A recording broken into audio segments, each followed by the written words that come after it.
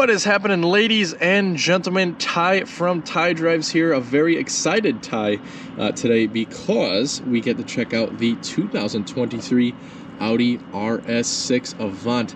And in this video, we're going to do a complete features tour starting on the exterior.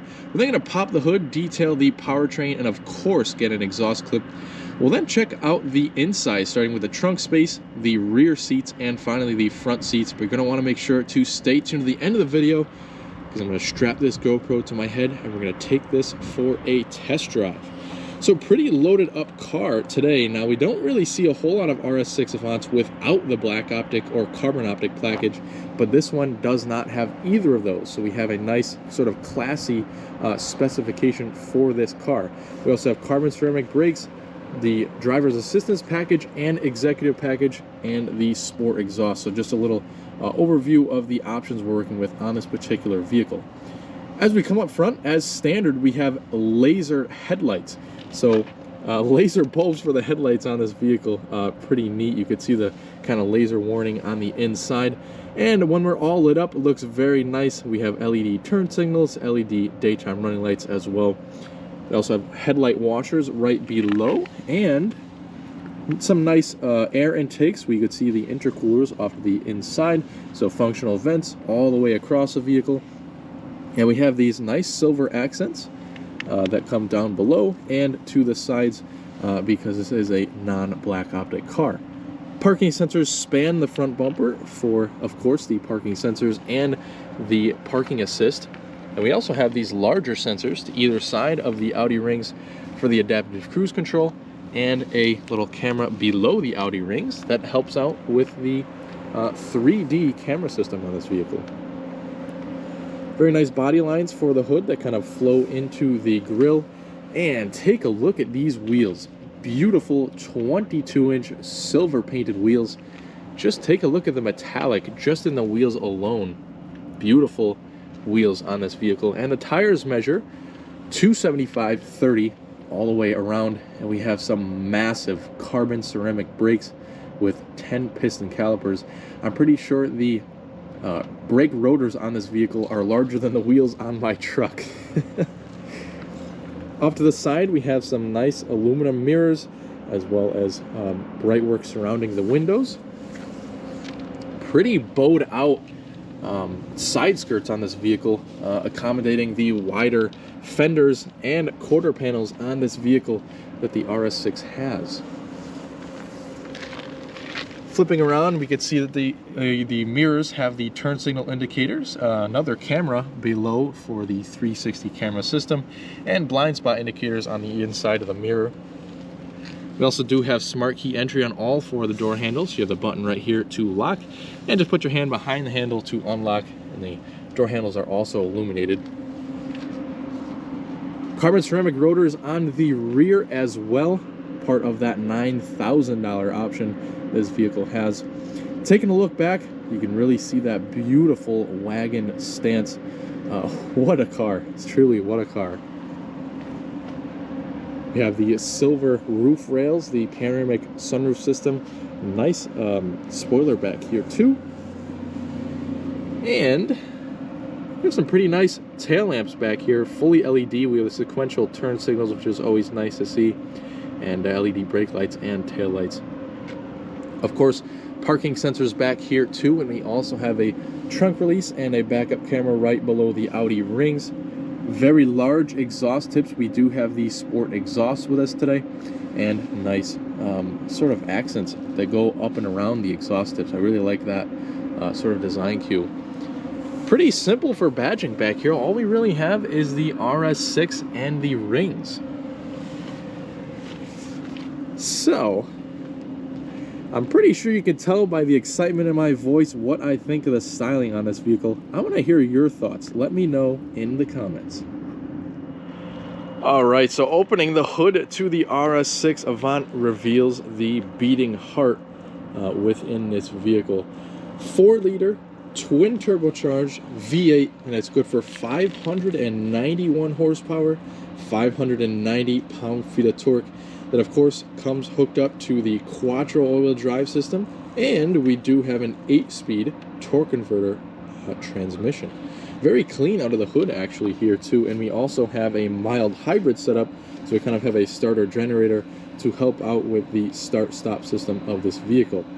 Another cool thing under the hood, once you open it, you can actually see the top of the headlights, which have a laser warning, so that is pretty neat there. A little kind of Easter egg under the hood of the RS6 Avant.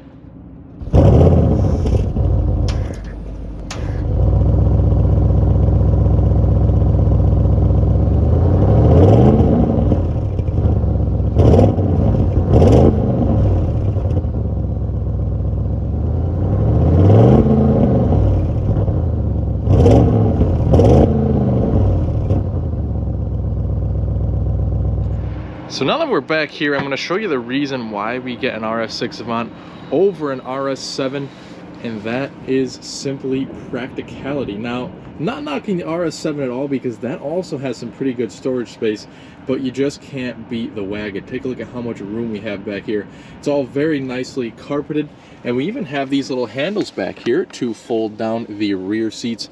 As you can see, the rear seats do split up, so at a default, they will kind of fold down at a 60-40 fashion, but then you also have a ski hatch, so technically you can fold them down at a 40-20-40 fashion. We also have grocery bag hangers, a pretty sweet grocery getter if you ask me, and also LED light strips to either side. Storage extension off to this side, and we also have a pretty neat cargo shade. Now it does just kind of look like a standard one, but this is actually powered. So as soon as you open the trunk, the cargo shade will slide up its track so you can get larger items in, and when you close the trunk, it'll slide right on back to hide all of your goods inside. Very neat solution. You can see we have the carpeted floor mats back here, and once you lift this up, you can put some smaller, shallow items in this tray, and if you lift that tray up, we will have the tire inflation kit, since there isn't quite enough room for a spare tire in the RS6 Avant. Once you're done in the trunk, we have two options: one to close the trunk and lock the vehicle, and one to just close the trunk right on down. Alright, so let's start off the interior with the rear seats, and I'd like to go over a couple of things on the door. So, very nice materials. We have soft touch all the way down here, leather covering the armrest, and all the way up here with our window shade that kind of hooks in up top. We also have some very nice Alcantara towards the center of the door panel, and sort of this open sort of carbon fiber panel. Very nice. You can kind of feel the weave in the carbon fiber. So very nice panel right there. We have our electronic door handles, so you can hear that there, and in case they fail or the battery dies while you're in the car, you just pull it all the way and that becomes a mechanical release. Just a little FYI there. We have our window switch, and this does have the upgraded Bang & Olufsen sound system with 19 speakers, so very, very good sound system for this particular car. We do have the full black interior. We can get a few different color stitching choices, but this one is a full black car. We also kind of have this really neat sort of bucket seat style back here, so we have lots of bolstering on the sides of the seat for the rear. Fixed headrests, and we can fold down the rear seats like so. It'll fold down flat. We also have that pass-through with a little latch on the top near the center headrest. You can fold that down like so and put skis or even plywood if you're going to Home Depot. And one more thing, we have the center armrest, which folds down to reveal a little storage cubby and some cup holders. All right, so let's hop in the rear and see how much room we have. Now, this car does have the memory seat, so it actually scoots the seat forward or rearward a little bit to aid entry and exit. So we will have a little bit more legroom than this, but sitting behind myself, I'm about 5'10", still have a couple of inches even with that seat scooted all the way back. But very nice, smooth leather on this vehicle. And we also have a full climate control back here. So let me turn the vehicle's power on and we can see what that looks like. Okay, so take a look at that. The rear climate control is all sort of this capacitive touch buttons, and we have 4-zone climate control in this vehicle. So we have the temperatures right over here, the fan speed to either side as well. And we also have heated seats back here for both the passengers back here. And we can also choose where you want the air to come out. So we have some vents on the B pillars. We also have some vents over here and some vents on the floor. So that's all customizable. And it's also an automatic system for back here. So very, very nice rear climate control for the rear seats. We have two USB-C chargers back here, as well as a 12-volt inlet. And not too bad of a drivetrain hump, so if you had to stick a third person back here, they wouldn't be too badly cramped. Very nice sunroof setup on this car. It is different from pretty much every Audi in the fact that you can actually open the front sunroof shade individually from the back. So if you just want the back sunroof open, you could totally do that and have the front closed. And we also do have some tap illumination back here, grab handles, and it's a pretty nice place to be back here. Now, before we get into the front cabin, one thing I failed to mention out back is that this vehicle has soft closed doors. So if we take a look at that, we have the executive package, so that gives us soft closed doors. Once we open up inside, we have the same materials as out back. That very nice exposed carbon fiber. We have the lock and unlock buttons, two-person memory for the driver's seat, and we also have power child locks for the rear doors, power folding and heated mirrors, as well as a trunk release right down here. Of course, another couple of speakers on this door and a nice little storage cubby. To the left of the dash, we have some more of that carbon fiber trim and all of our headlight controls. Down here we can also make out the adjustment for the power tilt telescoping steering wheel, and we have a pretty large storage container and on the left of the dash. As you can see, the whole entire owner's manual sleeve actually fits inside of there, so just a frame of reference of how big that cubby actually is. Hood release over here and very nice pedals down there, and a pretty cool stainless RS6 side sill there. Take a look at these seats. These are quite nice with the RS branding, the fixed headrest, and we also have the deviations for the cooling function on the seat. We do have four-way lumbar alongside with the rest of the seat controls, and you can also move the thigh extender back and forth like so. All right, so here's the key for the RS6 Avant. Pretty typical Audi key fob. We have the lock, unlock, trunk release, and panic alarm on the back. We do have a pretty cool RS logo on the rear of the key too.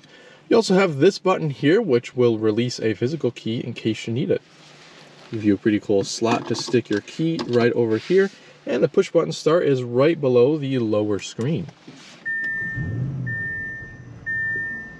And they do give you a little tease of what that 4-liter twin-turbo V8 sounds like upon startup. Pretty neat. So we do have a very nice flat bottom steering wheel with the RS logo towards the bottom. All these buttons here will configure the virtual cockpit, and these over here are mostly media controls except for this little RS button, which will kind of toggle two different individual RS driving modes that you can set up within the main infotainment screen. Other than that button, we do have the audio volume with that little scroll wheel, skipping for your different tracks, voice commands, and Bluetooth phone controls. Very nice metal shift paddles on the back of the steering wheel. And we also have a couple of stocks. This particular car does have the driver's assistance package, which gives you adaptive cruise control, and this is the stock for that. We also have the stock for your automatic high beams, your turn signals, and the little button at the end of that stock for the lane keep assist. And the last one controls the wipers and front and rear. Now, let's take a look at the virtual cockpit, and again, pay attention to these buttons here while I'm configuring the virtual cockpit so you kind of know what's going on. Now this is kind of your main screen where it'll kind of show you drivers, not really a driver's assistance, but a sort of driver's information screen, and you could scroll up and down, and at any point you could press this view button, and what you see in the center will get a little bit larger, and kind of the tachometer and speedometer will get a little bit smaller. So we could scroll down to see a consumption screen. We also have short and long-term memory, kind of like trip computers. We also do have that driver's assistance screen, which will show up kind of like your lane keep assist. And then we also have a traffic sign detector. We can scroll over to see our audio screen, our phone screen, and the navigation screen, as you can see, which is very nice full screen navigation. And again, you can press the view button, and what you see sort of was in the center will go up in a smaller screen towards the left. So we'll kind of leave it up with the driver's information screen while we are on our test drive. But other than that, we do have a very nice sort of hockey stick design for the tachometer. We also have a digital speedometer, what gear we're in, kind of a little lane keep assist visual, and then our percentages for the horsepower and torque over there as well, and a little bit of a boost gauge down below. Right below our driver's assistance screen, we can also see the oil temperature too, which is nice. On the upper dash, we have a full leather dash with some very nice stitching. You can also see that nice speaker that kind of rises out of the dash when you start the vehicle. We also have heads-up display, which when you put it into the RS mode, will kind of put some more information up on the heads-up display, such as your oil temperature and the tachometer, as well as a digital speedometer. Normally, it'll kind of just show up with your lane guidance and the digital speedometer. That takes me down here to the main screen, which is right below a couple of climate vents and a very nice sort of shelf of carbon fiber. Let's take us to the home screen, where we have a kind of jumblation of the radio, telephone, and navigation, which is a very nice combination. Also swipe in the top to get your audio settings, which obviously this audio system is very customizable because of both the price that they ask for it and the amount of speakers and just the power of this system, which is great. Surround sound, we have 3D effect, all of that good stuff that you can change. We can also take a look through our settings menu, which entails your general settings. We also have their displays and brightness, different users you could set up with this vehicle, and just lots of different settings that you can go through on this car. We could swipe over so we could see our radio screen, see all of the different radio stations here, also the source right there, media, phone, and navigation. You can see our map will pop up right over here, and then you can input a destination by just pressing that button there. We have the phone apps, which has to do with the Apple CarPlay and Android Auto, which is all wireless. We also have the vehicle screen, which you can pull up your driving modes. We have sort of a standard, comfort, auto, and dynamic, and then we have the RS modes, which we can adjust a few different things. Take a look at that. Pretty neat there, and then they give you two different settings for that. And you can also manually raise and lower the air suspension. Also in here we have the RS monitor, which kind of shows us the temperatures of our various different settings. So you can see the engine oil, coolant temperature, the brake rotors, transmission fluid, and the differential. Over here we have a more detailed G-force meter and the current tire pressures. It'll kind of show up with the exact number of the tire pressures when we get up to speed. We have an efficiency screen, also the seats. We have a couple of different settings with that as well. Air conditioning, lighting, and visibility, which we can adjust our interior ambient lighting, which they give you a couple of different pre-selected settings. You can also adjust the brightness and kind of just customize your custom colors here as well. Going back into that vehicle information screen, let's go all the way back to here where we have some driver's assistance functions, different levels of driver's assistance you can choose, and you can also go into a custom mode, so kind of toggle things in and out that you want to use and that you don't want to use. And that's pretty much it for that screen there. We have favorites for the radio station and kind of settings, which we went through already. We could also set up different users for the vehicle, so if you have a couple of different peoples using the car, you can kind of preference their own settings when they get in the vehicle. That pretty much does it for the upper screen, which is kind of all of your infotainment functions. And the lower screen kind of pretty much has to do with just the climate, with the exception of this row of buttons, so we can kind of toggle on and off your auto start stop and your heads-up display if you'd like. We also have our parking assistance button right there, and we could pull up our garage door openers with this button here as well. So again, as I said before, 4-zone climate control. We have individual temperatures over here for the driver and passenger. You can kind of slide up and down, which is pretty cool. Where you want the air to blow, right there, and fan speeds in the center. Heated and cooled seats for both the driver and passenger. We have our AC settings and a couple more settings that has to do with climate control. That will kind of bring up your heated steering wheel controls. You can also adjust the rear climate from up here. You can sync the temperatures, and you also have a couple of other settings too up there. Down below the screen, we have a couple of touch capacitive buttons where we could quickly pull up our drive select modes and change them.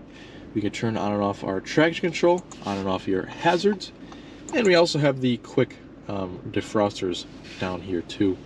We have the engine start stop button. Also, we could bring up our cameras. Very advanced camera system for this vehicle. I really like it. A bunch of different camera views we can go through. We have a front wide angle view, a regular front view, top down view, the rear view, wide angle rear view, and the front and rear wheels, because you definitely don't want to curb the wheels on this vehicle. Very large 22-inch wheels. And kind of always over here you'll have a top down, but the party trick on this vehicle is definitely the 3D view. Take a look at that. Not quite sure how they stitch all these pictures together and make it look so perfect, but that definitely does help out, again, with kind of parking close to curbs if you're in the city and things like that. We also have a new button here, which before was kind of a blank button, which toggles on and off your automatic parking assist. Very neat functionality that I kind of detailed on a YouTube short, so take a look at that if you get a chance. We also have a quick driver assistance button here, which if you press it, it'll kind of bring up the screen that we saw before. Multi-function volume knob, where you can actually also go back and forth to skip between the tracks. And down here we have a nice slab of some metallic work in and out there, and some piano black. We have our shift knob right here, which has some nice deviations in the leather.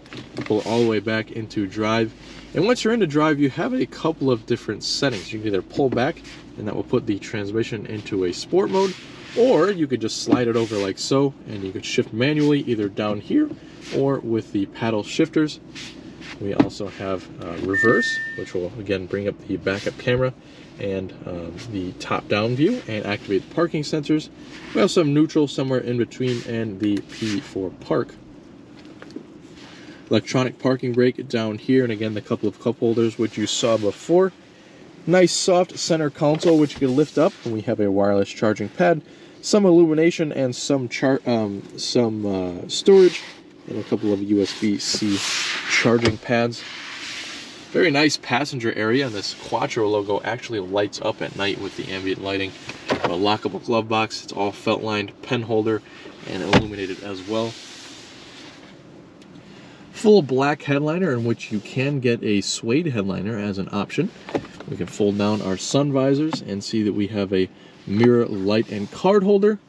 Also up here we have some more illumination which you could tap on and off. We have the buttons and more information buttons up there. And again, two individual buttons for the sunshades. So this one will control the rear, and this one the front, and also double to control the glass part of the front sunroof as well. So very nice sort of moving of the sunroof there. So we can kind of move that back, and you can see what I mean about the individual controls for the front and rear sunroof. So very neat solution to the sunshades there. But I think you get a pretty good idea of the features on the new RS6 Avant. Let's get it out on the road and see how it drives. All right. Enough of the features. Let's get this thing out on the road. And if you're still with us in the video, thank you very much for following along. I know it was probably a long, painful features review on this particular car, but here we are. Now I'm going to keep the sort of Audi drive select menu up on the dash. Since I will be switching drive modes here and there, I'll definitely be able to tell you when I do so as well. But little overview of this test drive. We're going to first take it down to this dead end where we'll do a turning circle test. This vehicle does have 4-wheel steering as standard, and so I'm expecting it to do pretty good, although it is a pretty large wagon. We'll then get it out onto more of a main road where we'll test out the sort of road noise and engine noise and all that good stuff at the higher speeds, 45-50 miles an hour, something like that. But for the most part, we will have this car out on a nice back road. It's got plenty of turns, nice elevation change. We'll even get a chance to do an acceleration test on this vehicle, which will probably make me smile ear to ear. Yeah, turning circle is pretty good on this car. Of course, we have that 4-wheel steering to aid in stuff like that, and also to help us out on the track, just to kind of reduce the turning circle a little bit. Now, we are in comfort mode at the moment, and I'll let you know when I switch it over to dynamic, but we will do so when we do the acceleration test. Now, for the acceleration test, I am going to do it a specific way. I'm going to get the car up to 25 miles an hour. We'll put it in manual mode. We'll probably put it in second gear, kind of punch the throttle and switch into third and see how fast we can get up to 60 from there.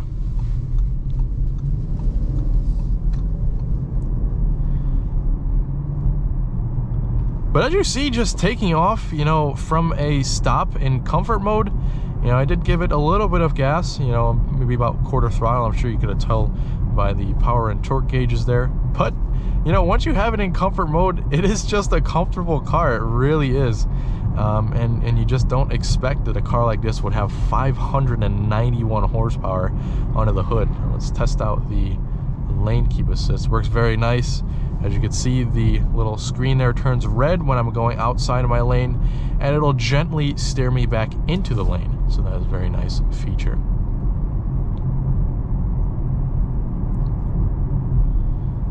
So yeah, very much so anticipating our acceleration test.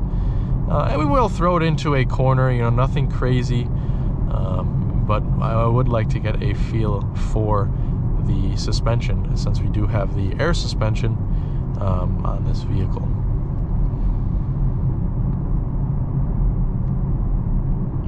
So yeah, now that we're up almost at 40 miles an hour, I was hoping to get up a little bit faster, but the road noise is actually pretty good. We do have some very large wheels with small tires, I should say small sidewall on the tires, but despite that, we do have a pretty minimum amount of road noise. Wind noise is impeccable. I can barely hear the cars going past. The mirrors don't make any excessive noise, and pretty good here. So we're going to switch it into dynamic and put it into manual mode. Also switch it down into second gear. As you can hear, the exhaust opens up, and we'll get it to 25 and see what we could do. All right, and we're off. Wow. Oh my gosh, this car is something. That sound. I wish we had a little bit more sound coming from this motor. But wow, that was a brisk sprint from 25 to 60, I can tell you that right now. And those of you worried about it being a torque converter transmission rather than a more typical Audi dual clutch transmission, there is nothing to worry about. That was an absolutely lightning fast gear change. Yep, just as I said before, I have a huge smile on my face from that. What a car. It's just the element of surprise with the wagon being this fast. There's just some sort of, I should say, prestige to that aspect right there. Wow. And at the time of this video, they just launched the pictures and information for the new RS6 and RS7 Performance, which would be a next step up from this vehicle. You get about 30 more horsepower and some really cool looking wheels on that particular vehicle. But for now, we're gonna stick with this vehicle, and hopefully when that car comes out, I'll do a totally separate video on it. Looks like we have some mowing going on here, since we're in a pretty rural part. Oh, actually some leaf blowing going on, not some mowing, but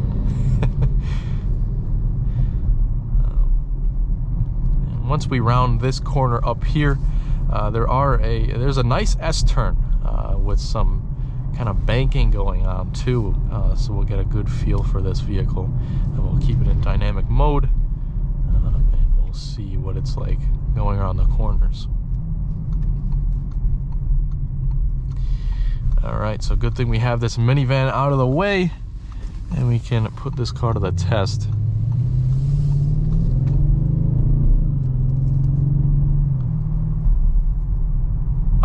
That V8 has such a magnificent sound to it. Wow, you could really feel the rear steering on this vehicle. And it really takes not much steering input at all to get around a corner.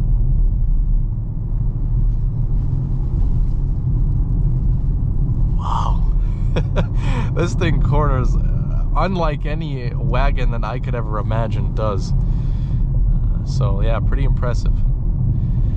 Now that we are on our bumpiest section of the test drive, you can see the road is kind of all patchwork. Not very good patchwork at that, but we're going to switch it into that comfort mode, and we'll test out the comfort of the suspension. It is pretty impressive. All things considered, you know, again with those 22-inch wheels and very small sidewalls on the tires, this rides very nicely. That suspension sort of lightens up very nicely, and you get a very nice ride out of this vehicle. And that's you know, that's where your $144,000 is coming from. You know, you just don't get that level of performance, comfort, and practicality pretty much anywhere else. You know, maybe we have the E-Class wagon, AMG wagon, but you know, that's really the only other wagon that you get the smiles and the practicality and everything out of. That's pretty much it. You know, there's not much else out there. So that is where all the money is coming from. It is a pretty hefty price tag, I have to admit, but just a very, very special car at that. I also really like how in the RS cars, I wish Audi would carry it over into all the rest of its lineup, how it shows you what gear you're in down in the digital gauge cluster. I really like that. Now the comfort level on these seats, now for the price point, you would expect to have a little bit more of adjustability on these seats. You know, there isn't any massage functions, there aren't any sort of side adjustments either, but we do kind of have the sport oriented seat on this vehicle.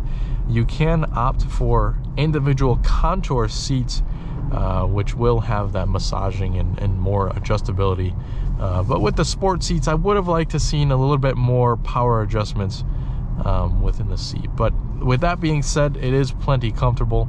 The four-way lumbar helps out a lot. You can also adjust the front of the seat up and down, and also the thigh extensions in and out. Very nice too. So you can get a couple of different colors of stitching. We do obviously have the black stitching. You can also get red or gray, and you can also choose a sort of cognac leather interior color choice, which was kind of like a lighter brown color, which is very nice.